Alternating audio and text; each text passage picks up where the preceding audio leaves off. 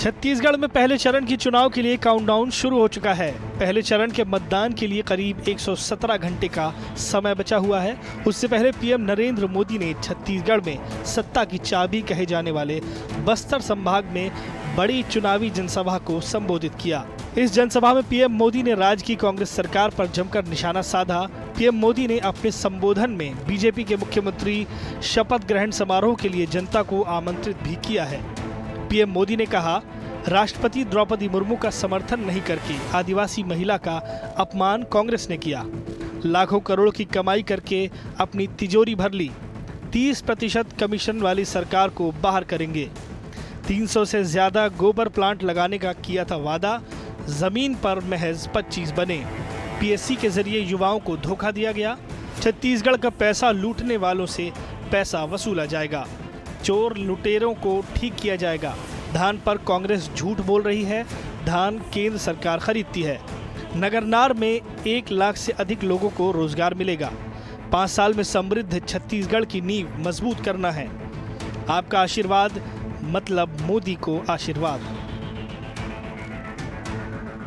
आप लोगों को कांग्रेस ने बीमार, बदहाल स्कूल, अस्पताल दिए हैं।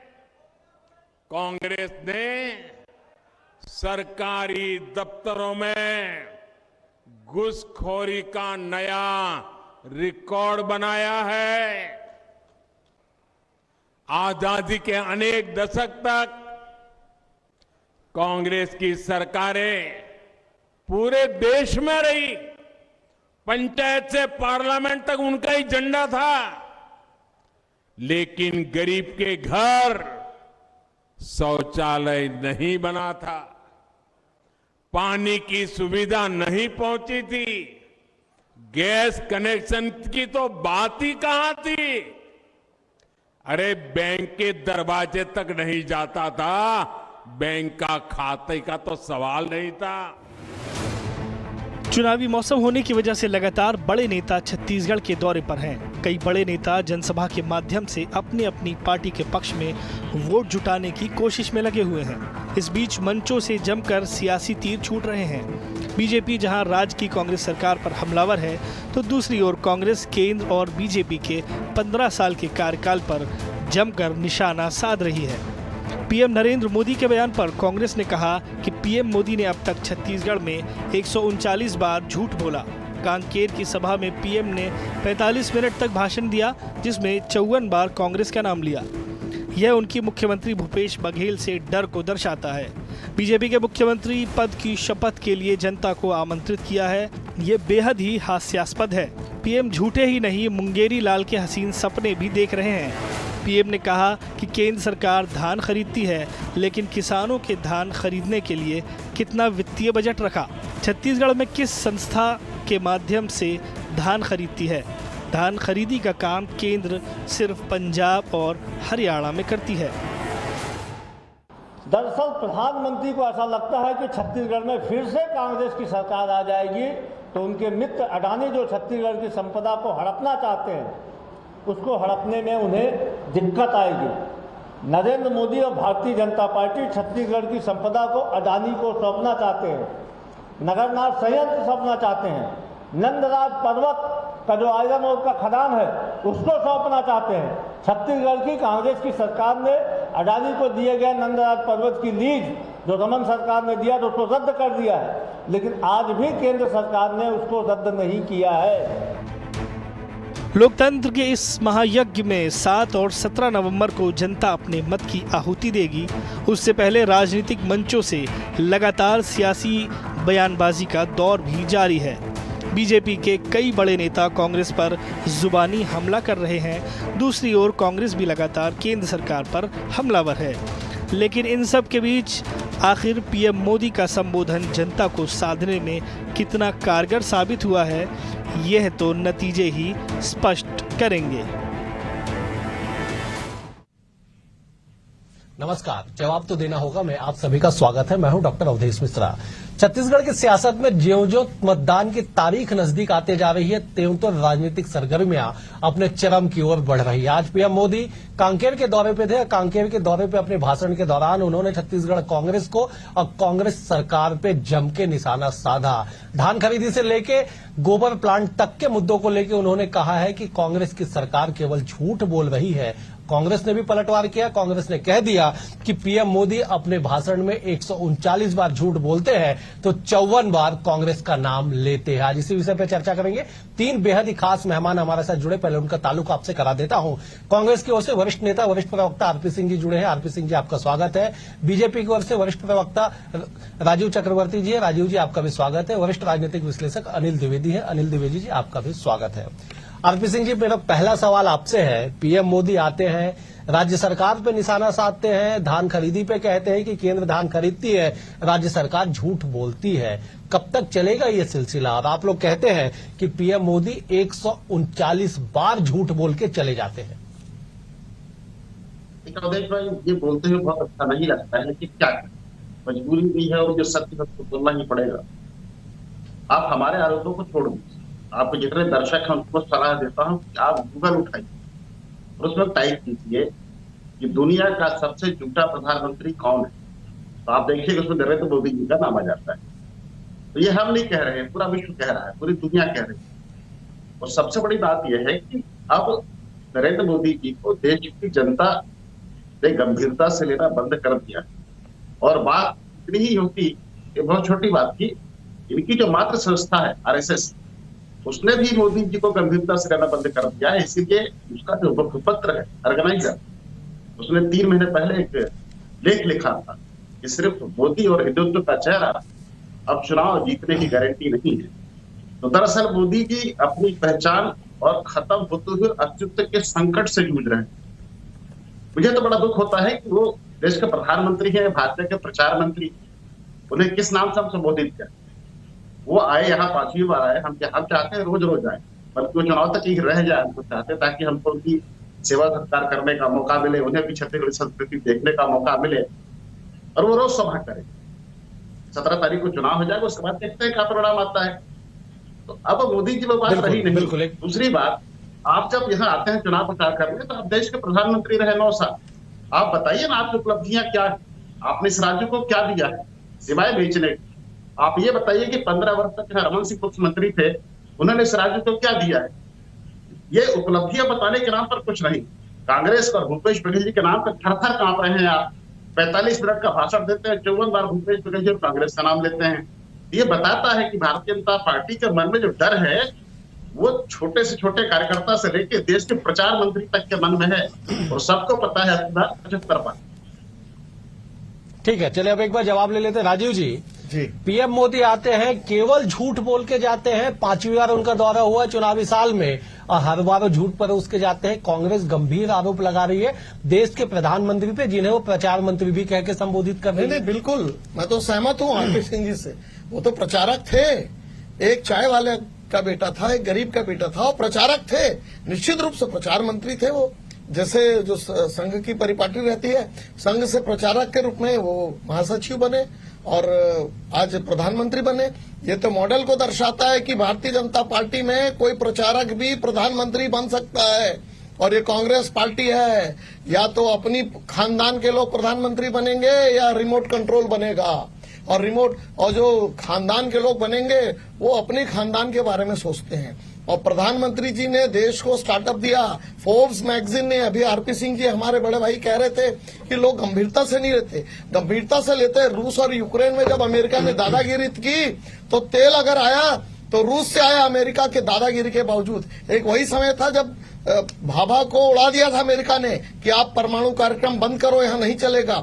और परमाणु परीक्षण अगर किसी ने किया तो अटल जी ने किया। ये भारतीय जनता पार्टी की परिपाटी है। और गंभीरता तो जनता लेती है। जिसने राहुल गांधी जी चौक चौराहे पर गए, चौकीदार चोर है, तो लोगों ने दोबारा मैंडेट दिया 2018 में, और प्रचंड मैंडेट दिया कि कांग्रेस पार्टी 55 पर आ गई। और 55 का आदमी आज भी 55 में बैठा हुआ है। गंभीरता से तो लोग प्रधानमंत्री जी को सुनते हैं, लगातार सुनते हैं। जिन्होंने 5 लाख का स्वास्थ्य का कार्ड दिया, जिन्होंने कारीगर बंधुओं के लिए अपना कार्ड दिया कि कहीं पर भी उनका बीमा हो सकता है 2 लाख रुपए का। अगर गंभीरता से ले तो उन्होंने शौचालय और स्वच्छता का, एक हाथ में झाड़ू होगा, पहले अस्पृश्य बंधु लगाते थे तो आज बड़े बड़े लोग भी झाड़ू लगा रहे हैं और डंके की चोट पर झाड़ू लगा रहे हैं। वो अस्पृश्यता उन्होंने खत्म कर दी स्वच्छता मिशन के नाम पर। ठीक है। तो प्रधानमंत्री जी को पूरा विश्व गंभीरता से ले रहा है, कांग्रेस के लोग गंभीरता से नहीं ले रहे, तो परवाह नहीं करती जनता भी कांग्रेस के लोग। चलिए ठीक है, मैं लौटूंगा आपके पास। अनिल जी, तमाम बातें आप सुन रहे हैं। छत्तीसगढ़ में चुनावी नैया जो है वो मझधार में फंसी हुई है। पीएम मोदी आते हैं, सरकार पे हमलावर होते हैं, कांग्रेस को कोसते हैं, झूठा करार देते हैं। क्या कुछ असर होगा आम जनमानस पे इन तमाम बातों का? और जो कांग्रेस कह रही है, जो आरपी सिंह जी कह रहे हैं कि उनकी बातों का असर नहीं होने वाला है, क्योंकि छत्तीसगढ़ की जनता देख रही है कि बीते 5 सालों में कांग्रेस की सरकार ने कितना विकास किया है। बिल्कुल अवधेश, चुनाव जो है वो लोकतंत्र के प्रतीक हैं और इसको मजबूत करने के लिए सबसे बड़े जो भगवान के तौर पर वो जनता है, वो मतदाता है। और छत्तीसगढ़ के लगभग 2 करोड़ मतदाता आगामी 2 चरणों में ये तय करेंगे कि यहाँ का भाग्य किसके हाथ में वो सौंपना चाहते हैं। और देखिए, सत्ता की लड़ाई तो चालू हो गई है और पहला चरण का चुनाव जो 7 नवंबर को होना है, उसके लिए अब नारा, नीति और नेता तीनों दांव पे लग चुके हैं। अभी तक देखिए, आपके छत्तीसगढ़ में बहुत क्रेडिबल चेहरा है मुख्यमंत्री भूपेश बघेल का, जो कांग्रेस ने एक दिया। पूरे देश में उनकी पॉलिसी सराही गई। पूरे राज्य में जहां जहां वो चुनावी सभा करने जाते हैं, जन लोग उनको सुनने के लिए उमड़ पड़ते हैं, क्योंकि वो नेतृत्व है, क्योंकि वो नेता हैं, क्योंकि उन्होंने 5 साल सरकार चलाई है। वो जो वादे किए हैं, उस वादे पर जिस तरह जनता खुश हुई और जनता ने उनके काम को परखा है, जिस तरह लोन माफी उन्होंने की, जिस तरह वादे पूरे किए, तो वो भी एक नेता है राज्य में जिनको जनता ने भरोसा जताया। भाजपा का कोई नेता उनके सामने नहीं टिक पा रहा है। अगर टिका होता तो आज वो मुझे उनके सामने कोई एक चेहरा पेश किया होता। तो मुख्यमंत्री भूपेश बघेल अजय बने हुए हैं। अब आगे गए पीएम नरेंद्र मोदी। एक मिनट, अब पीएम नरेंद्र मोदी आ गए, वो केंद्र में अजय चेहरा बने हुए हैं। कांग्रेस उनके सामने कहीं नहीं टिक पा रही है, 440 सीटों पर थी, 40 पर आ गई है।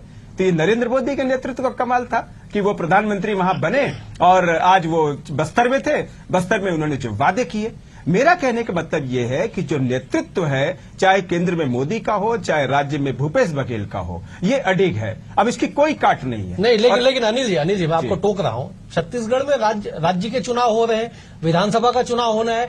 विधानसभा के चुनाव में सीएम वर्सेस पीएम का फेस कैसे हो सकता है? बीजेपी बनाम कांग्रेस होगा ना, या अगर सीएम के चेहरे पे जाएंगे तो बीजेपी की तरफ से नेताओं को तलाशना होगा।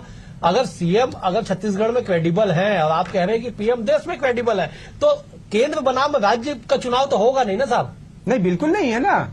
ये तो कहाँ, ये जरूर है कि चूंकि बीजेपी विपक्ष में है, इसलिए उसके पास 15 साल का काम करने का अनुभव दिखा रही है कि हमने ये काम किया था। लेकिन उस पर भारी तो मुख्यमंत्री भूपेश बघेल पड़े। मैं वही तो कह रहा हूं ना कि राज्य में लोगों ने लगभग तय कर लिया है कि राज्य में मुख्यमंत्री भूपेश बघेल चलेंगे, केंद्र में पीएम नरेंद्र मोदी चलेंगे। ठीक है, चलो मैं लौटूंगा। और ये आने वाले चुनाव में आप देखिएगा, ये फैसले इसी तरह के होंगे। ठीक है, मैं लौटूंगा आपके पास। आरपी सिंह जी, कहा जा रहा है कि कांग्रेस पीएम मोदी के क्रेडिबिलिटी पे, उनके विश्वसनीयता पे विश्वास करे या ना करे, जनता जनार्दन कर रही है। उदय भाई, जनता जनार्दन ने कभी मोदी जी के ऊपर विश्वास नहीं किया। दरअसल मोदी जी क्या करते हैं कि हर मैच से पहले गोल पोस्ट को चेंज कर देते हैं। जब वो 2019 में चुनाव लड़ने आए तो पुलवामा के शहीदों के नाम पर लड़े। जब उसके पहले वाला चुनाव वो आए 2014 वाला, तब उन्होंने सपने दिखाए, गुजरात मॉडल, अच्छे दिन आने वाले हैं। आए किसके अच्छे दिन? अडानी जी के, अंबानी जी के। जिस रानी जी की संपत्ति 2014 में 30,000 करोड़ थी, वो मोदी जी के चौकीदार होने के बाद 9 वर्षों में बढ़ के 16 करोड़ हो गई। जिस हंगर इंडेक्स में, भुखमरी में हमारे देश का नंबर 2014 में 55वें नंबर पर था, वो मोदी जी के प्रधानमंत्री बनते ही 111वें नंबर पर आ गई। और सबसे मजेदार बात, इस माध्यम पर बैठकर हम आप बात कर रहे हैं, अनिल जी बात कर रहे हैं, ये माध्यम, इसकी रैंकिंग मनमोहन सरकार में 54 नंबर पर थी, 54, अब आ गई है 161। 180 देशों में 161। सब प्रेस की हत्या कर दी गई, पत्रकारिता का गर्दन दबा दिया गया है। और 180 नंबर पर कौन सा देश है? North Korea, king Jong. तो हम बस थोड़ा सा गैप बचा हो मोदी जी और किंग जोंग के बीच में। मुझे उम्मीद है बहुत जल्दी वो इस गैप को पूरा कर। सिंह साहब, गजब तुलना कर रहे हैं आप तो। मैं मुख्य बातों पर आता हूं। राजीव चक्रवर्ती जी ने कहा कि कांग्रेस ने शौचालय नहीं बनाए, मोदी जी ने शौचालय बनाए। मैं इसी बात को सच मान लेता हूं। तो यह भी सच है कि 2014 के पहले भारतीय जनता पार्टी के लोग शौचालय नहीं जाते थे, कहीं और जाते होंगे। ये चूंकि राजीव चक्रवर्ती जी कह रहे हैं तो उसको मान लेता हूं।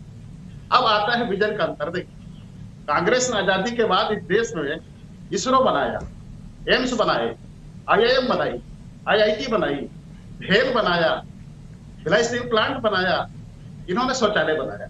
ये विजन का फर्क। हमारे पास विजन है, इनके पास टेलीविजन। तो जनता विजन और टेलीविजन के फर्क को अच्छे से जान गई है। मैं फिर लौट के आता हूं मुख्य बातों पर।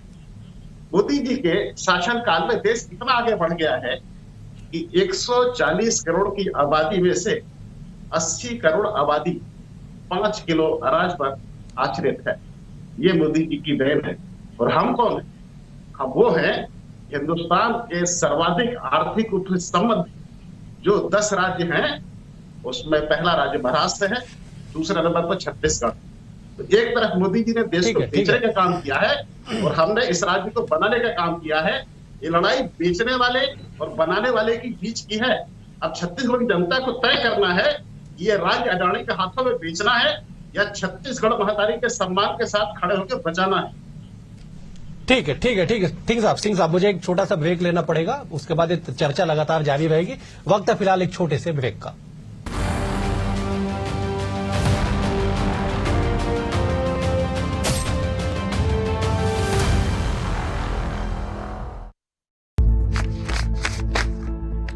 धान के सबसे अधिक दाम और किसानों को बोनस है तभी तक कांग्रेस की सरकार है जब तक, क्योंकि वो तो इसे मुफ्त की रेवड़ी कहते हैं। भरोसा बरकरार, फिर से कांग्रेस सरकार। लड़की गिर गई, बेग गंदे हुए, स्कूल कैसे जाएंगी? ये जानी चाहिए। इस दौर में तो कोहराम मचाना पड़ेगा। कितने टकराए? 1000 में किसी बहन अपना घर चला लेगी? इन्होंने सिर्फ भ्रष्टाचार करा, पेंशन चालू करो और क्या। हमें नेताओं की जरूरत नहीं है, कोई भी बदलाव नहीं हो पा रहा। जो उनकी दुकान खाने बैठो वही भगा देता। मैं यही तो पूछ रहा हूँ, कल दिन गिरना, कल जब आप नहीं तो मुख्यमंत्री हटा देंगे।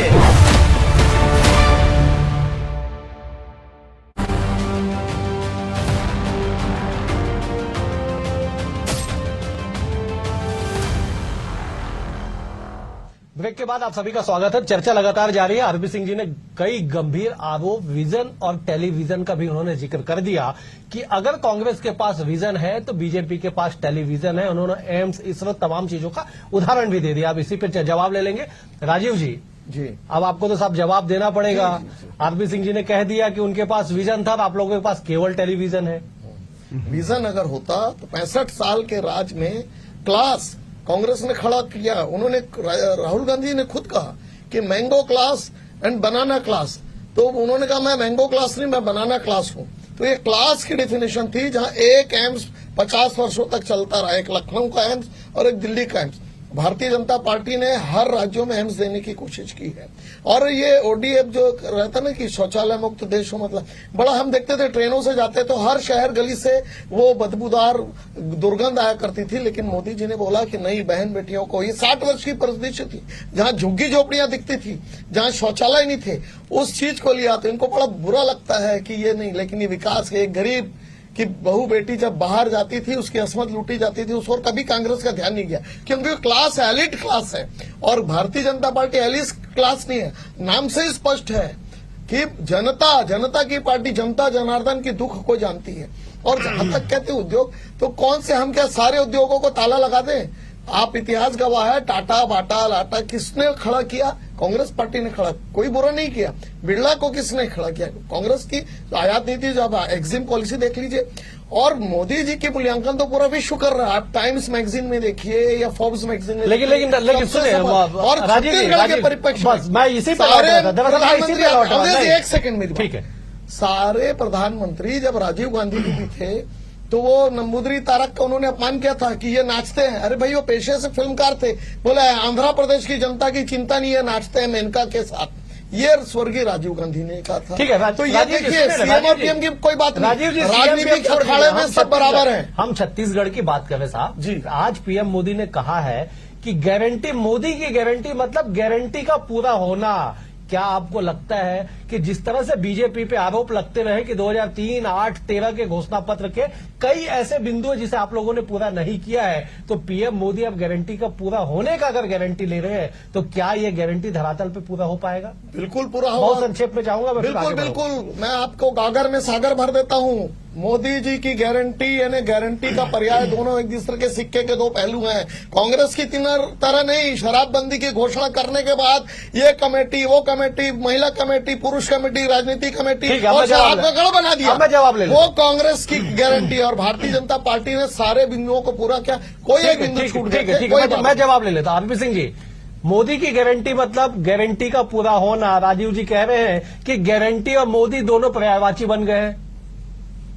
देखिए, मोदी यानी बर्बादी की गारंटी, मोदी यानी भ्रष्टाचार की गारंटी, मोदी यानी अदानी अंबानी को आगे बढ़ाने की गारंटी, मोदी का मतलब आम आदमी को गरीब बनाने की गारंटी, और मोदी का मतलब प्रदेश को बेचने की गारंटी। आप कुछ छोटे छोटे सवाल, इनका जवाब वो बीजेपी के लोग कभी नहीं देते। इन्होंने कहा कि एक चाय वाला बन गया। अरे कहाँ लौट के फिर उस दुनिया में जा रहे हो? जिस उम्र में मोदी जी चाय बेचने का दावा करते हैं उस उम्र में वो स्टेशन बना ही नहीं था। स्टेशन का नाम था वाडनगर, वो स्टेशन बना ही नहीं था। फिर मोदी जी ने कहा कि मैंने एंटायर पॉलिटिकल साइंस में एमए किया हूं। ये डिग्री भी पूरे हिंदुस्तान में कहीं नहीं पाई जाती।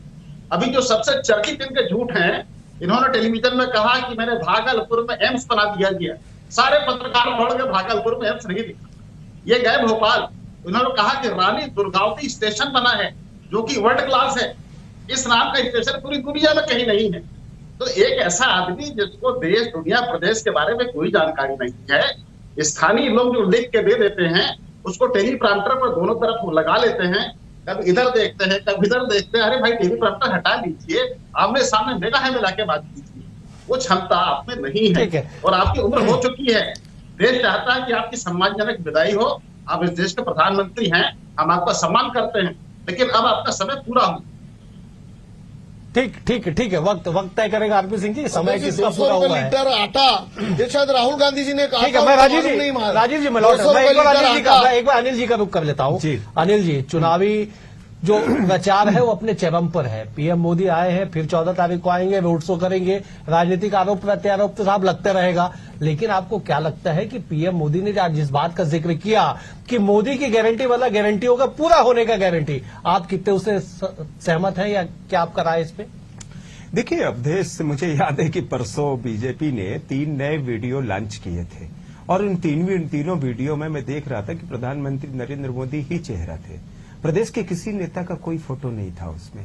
ये बीजेपी ऐसा क्यों कर रही है, मुझे समझ में नहीं आ रहा। आपसे नरेंद्र मोदी कोई प्रेजेंट क्यों कर नहीं? आपने तो पहले तय कर दिया कि पीएम वर्सेस सीएम का लड़ाई है छत्तीसगढ़ में। ठीक है, आप ही ने तय किया। ठीक है, लेकिन मैं ये सवाल भी तो उठाऊंगा ना कि बीजेपी को प्रदेश स्तर पर कोई नेता क्यों नहीं खड़े कर? बिल्कुल राजीव जी, मैं आ रहा हूं। और इसलिए अगर नरेंद्र मोदी प्रधानमंत्री के तौर पर सामने आ रहे हैं या बीजेपी उनके सामने रख के चुनाव लड़ना चाहती है तो वो गारंटी तो देंगे ही, क्योंकि वो भी एक भरोसा है लोगों के बीच में। जैसे मुख्यमंत्री भूपेश बघेल एक भरोसा है, वैसे नरेंद्र मोदी एक भरोसा है केंद्र में। तो लेकिन बीजेपी को ये सोचना होगा, ये चिंता करनी होगी कि अभी भी 15-20 दिन शेष है। आप बहुत ज्यादा नरेंद्र मोदी के भरोसे मत रहिए। आपको प्रदेश की लीडरशिप सामने करनी होगी। आपके पास रमन सिंह चेहरा है, आपके पास और भी चेहरे हैं। बिल्कुल आपकी बातें आ गई हैं। मैं एक बार राजीव जी का रुख कर ले। तो राजीव जी, आप जवाब देना चाह रहे थे, संक्षेप में आपका जवाब। देखिए, 1998 में भी जब संयुक्त मध्य प्रदेश था, पटवा जी थे, जोशी जी थे, तमाम लोग थे, विक्रम वर्मा जी थे, लेकिन अटल जी चुनाव प्रचार करते थे। ये भारतीय जनता पार्टी एक पार्टी के रूप में चुनाव लड़ती है, एक परिवार की तरह लड़ती है। तो हमने अटल जी के नाम पर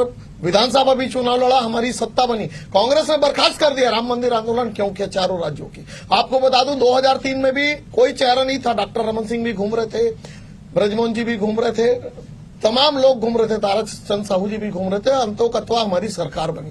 तो चेहरा कोई नहीं होता, पूरी पार्टी यूनानिमसली होकर एक साथ कार्यकर्ता मिलकर चुनाव लड़ाते हैं। कांग्रेस लीडर वाइज पार्टी है, भाजपा काडर वाइज पार्टी है। पूरा काडर एक मत होकर चुनाव लड़ता है। जवाब ले लेता, मैं जवाब लेता। आरपी सिंह जी, बीजेपी जो है कैडर वाइज पार्टी है और कांग्रेस लीडर वाइज पार्टी है, और इसका जो असर है धरातल पे छत्तीसगढ़ के चुनाव में दिखाई पड़ने वाला है। बिल्कुल दिखाई पड़ेगा। पिछली बार में दिखाई पड़ा, जैसे ही एक गद्दार हमने पार्टी से निकाला, इनकी 14 सीट, फिर घट के 13, इस बार आएगी 6 सीट।